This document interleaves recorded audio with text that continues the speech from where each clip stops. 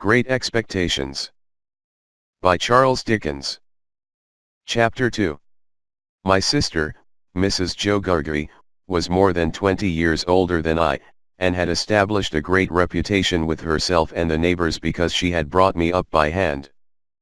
Having at that time to find out for myself what the expression meant, and knowing her to have a hard and heavy hand, and to be much in the habit of laying it upon her husband as well as upon me, I supposed that Jo Gargery and I were both brought up by hand.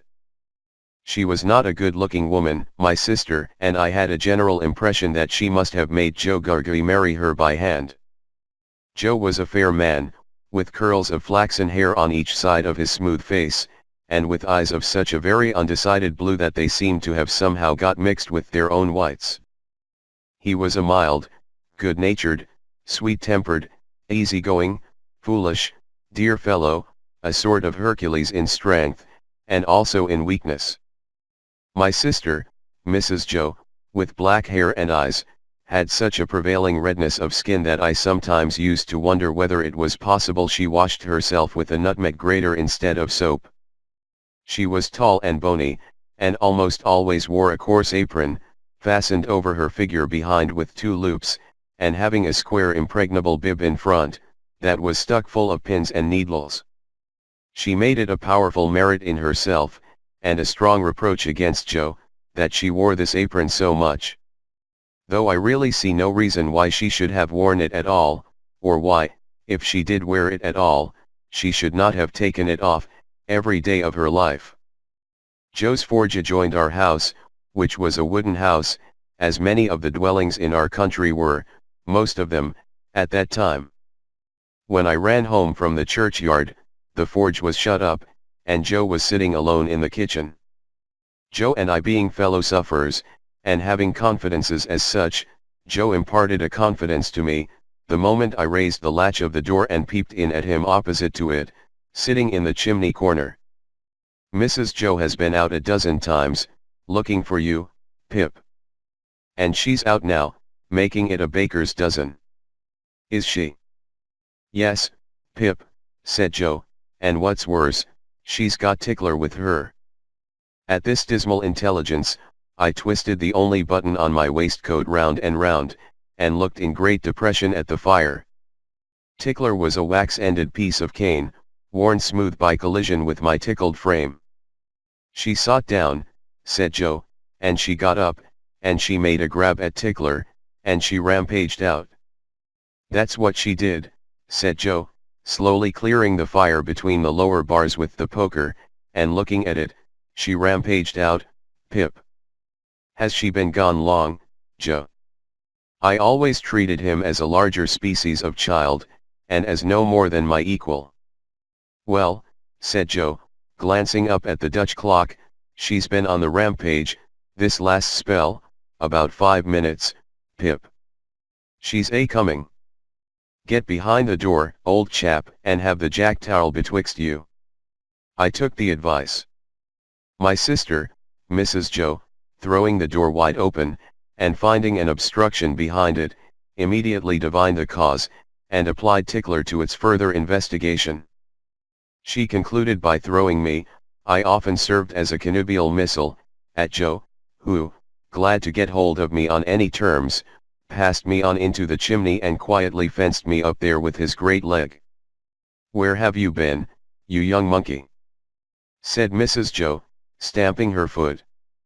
Tell me directly what you've been doing to wear me away with fret and fright and worrit, or I'd have you out of that corner if you was 50 pips, and he was 500 gargeries. I have only been to the churchyard, said I, from my stool, crying and rubbing myself. Churchyard, repeated my sister.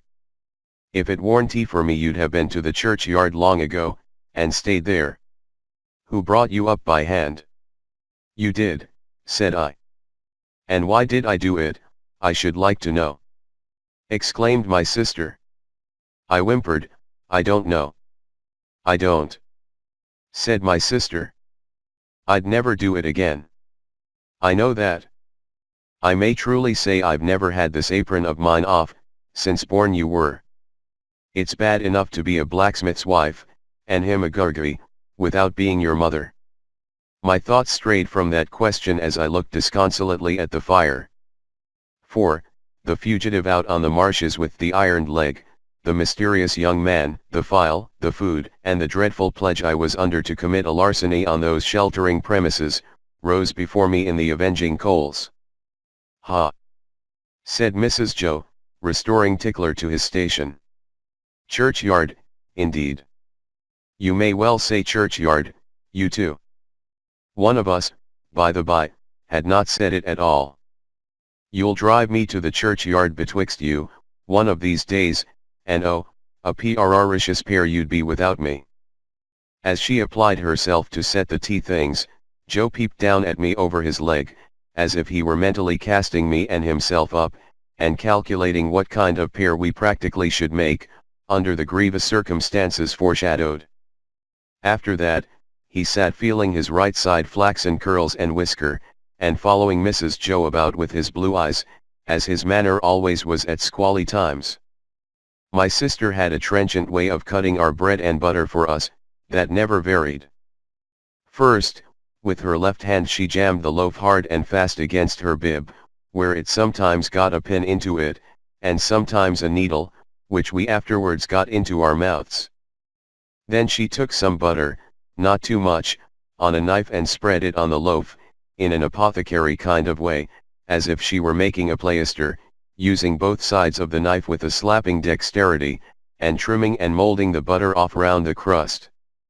Then, she gave the knife a final smart wipe on the edge of the plaister, and then sawed a very thick round off the loaf, which she finally, before separating from the loaf, hewed into two halves, of which Joe got one, and I the other. On the present occasion, though I was hungry, I dared not eat my slice. I felt that I must have something in reserve for my dreadful acquaintance, and his ally the still more dreadful young man. I knew Mrs. Joe's housekeeping to be of the strictest kind, and that my larcenous researches might find nothing available in the safe. Therefore I resolved to put my hunk of bread and butter down the leg of my trousers. The effort of resolution necessary to the achievement of this purpose, I found to be quite awful. It was as if I had to make up my mind to leap from the top of a high house, or plunge into a great depth of water. And it was made the more difficult by the unconscious Joe. In our already mentioned Freemasonry as fellow sufferers, and in his good-natured companionship with me, it was our evening habit to compare the way we bit through our slices, by silently holding them up to each other's admiration now and then, which stimulated us to new exertions. Tonight, Joe several times invited me, by the display of his fast diminishing slice, to enter upon our usual friendly competition, but he found me, each time, with my yellow mug of tea on one knee, and my untouched bread and butter on the other. At last, I desperately considered that the thing I contemplated must be done, and that it had best be done in the least improbable manner consistent with the circumstances. I took advantage of a moment when Joe had just looked at me, and got my bread and butter down my leg. Joe was evidently made uncomfortable by what he supposed to be my loss of appetite, and took a thoughtful bite out of his slice, which he didn't seem to enjoy. He turned it about in his mouth much longer than usual, pondering over it a good deal, and after all gulped it down like a pill. He was about to take another bite, and had just got his head on one side for a good purchase on it, when his eye fell on me, and he saw that my bread and butter was gone. The wonder and consternation with which Joe stopped on the threshold of his bite and stared at me, were too evident to escape my sister's observation. "What's the matter now?" said she, smartly, as she put down her cup. "I say, you know," muttered Joe, shaking his head at me in very serious remonstrance. "Pip, old chap, you'll do yourself a mischief. It'll stick somewhere. You can't have chawed it, Pip." "What's the matter now?" repeated my sister, more sharply than before. "If you can cough any trifle on it up, Pip, I'd recommend you to do it," said Joe, all aghast. "Manners is manners, but still your elf is your elf." By this time, my sister was quite desperate, so she pounced on Joe, and, taking him by the two whiskers, knocked his head for a little while against the wall behind him, while I sat in the corner, looking guiltily on. "Now, perhaps you'll mention what's the matter," said my sister, out of breath, "you staring great stuck pig." Joe looked at her in a helpless way, then took a helpless bite, and looked at me again. "You know, Pip," said Joe, solemnly, with his last bite in his cheek and speaking in a confidential voice, as if we two were quite alone, "you and me is always friends, and I'd be the last to tell upon you, any time." But he moved his chair and looked about the floor between us, and then again at me, "such a most uncommon bolt as that." "Been bolting his food, has he?" cried my sister. "You know, old chap," said Joe, looking at me, and not at Mrs. Joe, with his bite still in his cheek, "I bolted, myself, when I was your age, frequent, and as a boy I been among a many bolters, but I never see your bolting equal yet, Pip, and it's a mercy you ain't bolted dead."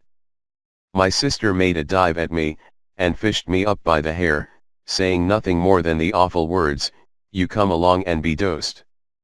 Some medical beast had revived tar water in those days as a fine medicine, and Mrs. Joe always kept a supply of it in the cupboard, having a belief in its virtues correspondent to its nastiness. At the best of times, so much of this elixir was administered to me as a choice restorative, that I was conscious of going about, smelling like a new fence. On this particular evening the urgency of my case demanded a pint of this mixture, which was poured down my throat, for my greater comfort, while Mrs. Joe held my head under her arm, as a boot would be held in a boot jack. Joe got off with half a pint, but was made to swallow that, much to his disturbance, as he sat slowly munching and meditating before the fire, because he had had a turn. Judging from myself, I should say he certainly had a turn afterwards, if he had had none before. Conscience is a dreadful thing when it accuses man or boy, but when, in the case of a boy, that secret burden cooperates with another secret burden down the leg of his trousers, it is, as I can testify, a great punishment. The guilty knowledge that I was going to rob Mrs. Joe, I never thought I was going to rob Joe, for I never thought of any of the housekeeping property as his, united to the necessity of always keeping one hand on my bread and butter as I sat, or when I was ordered about the kitchen on any small errand, almost drove me out of my mind. Then, as the marsh winds made the fire glow and flare, I thought I heard the voice outside, of the man with the iron on his leg who had sworn me to secrecy, declaring that he couldn't and wouldn't starve until tomorrow, but must be fed now. At other times, I thought, what if the young man who was with so much difficulty restrained from imbruing his hands in me, should yield to a constitutional impatience, or should mistake the time, and should think himself accredited to my heart and liver tonight, instead of tomorrow. If ever anybody's hair stood on end with terror, mine must have done so then. But, perhaps, nobody's ever did. It was Christmas Eve, and I had to stir the pudding for next day, with a copper stick, from 7 to 8 by the Dutch clock. I tried it with the load upon my leg, and that made me think afresh of the man with the load on his leg, and found the tendency of exercise to bring the bread and butter out at my ankle, quite unmanageable. Happily, I slipped away, and deposited that part of my conscience in my garret bedroom. "Hark!" said I, when I had done my stirring, and was taking a final warm in the chimney corner before being sent up to bed, "was that great guns, Joe?" "Ah!" said Joe. "There's another connacht off." "What does that mean, Joe?" said I. Mrs. Joe, who always took explanations upon herself, said, snappishly, "Escaped." Escaped. Administering the definition like tar water.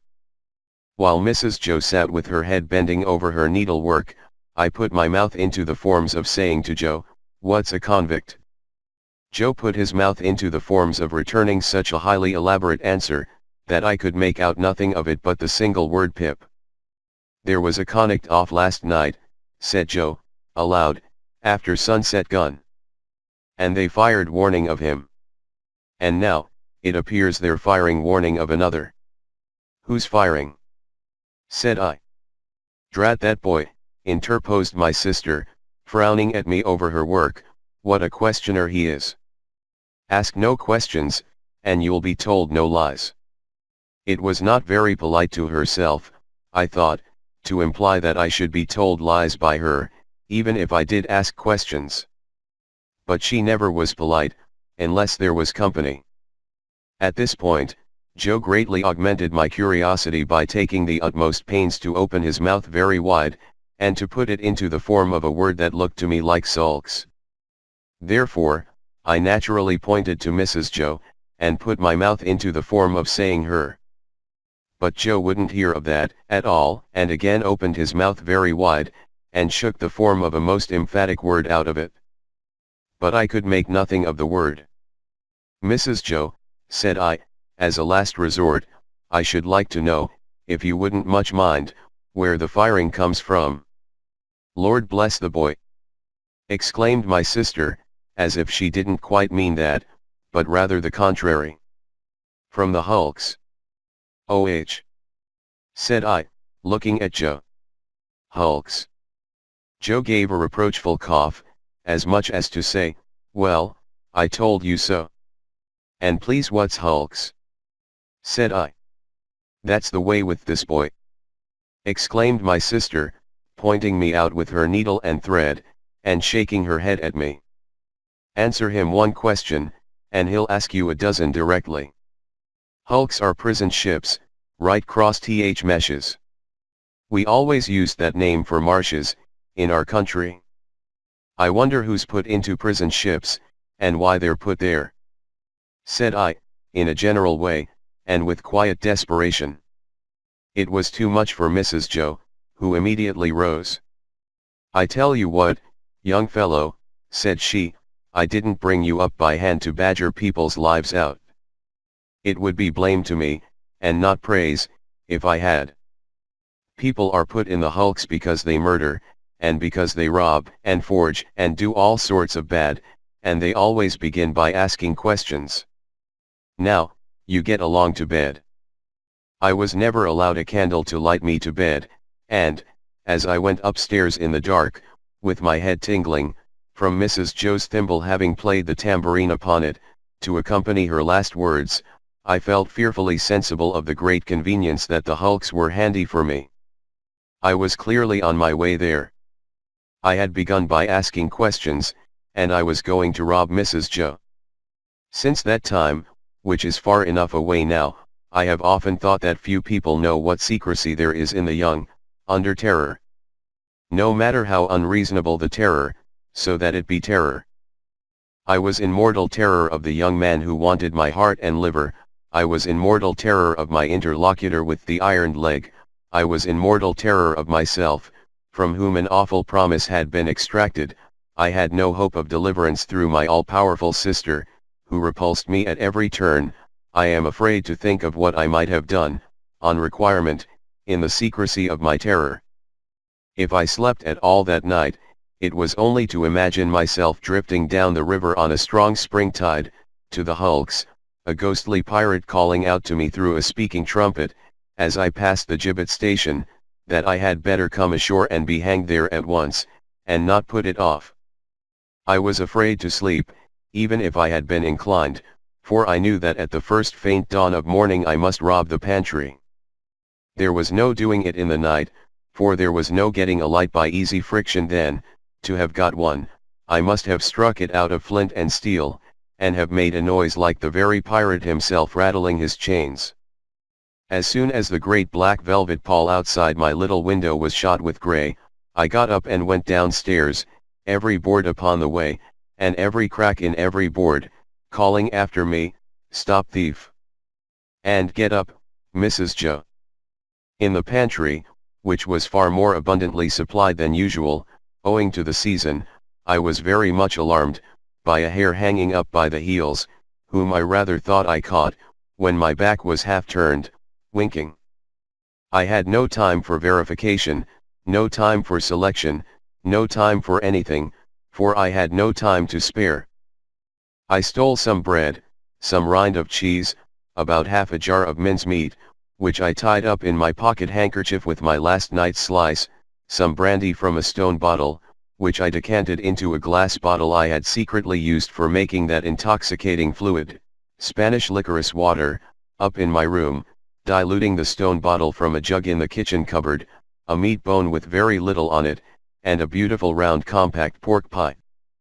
I was nearly going away without the pie, but I was tempted to mount upon a shelf, to look what it was that was put away so carefully in a covered earthenware dish in a corner, and I found it was the pie, and I took it, in the hope that it was not intended for early use, and would not be missed for some time. There was a door in the kitchen, communicating with the forge. I unlocked and unbolted that door, and got a file from among Joe's tools. Then, I put the fastenings as I had found them, opened the door at which I had entered when I ran home last night, shut it, and ran for the misty marshes.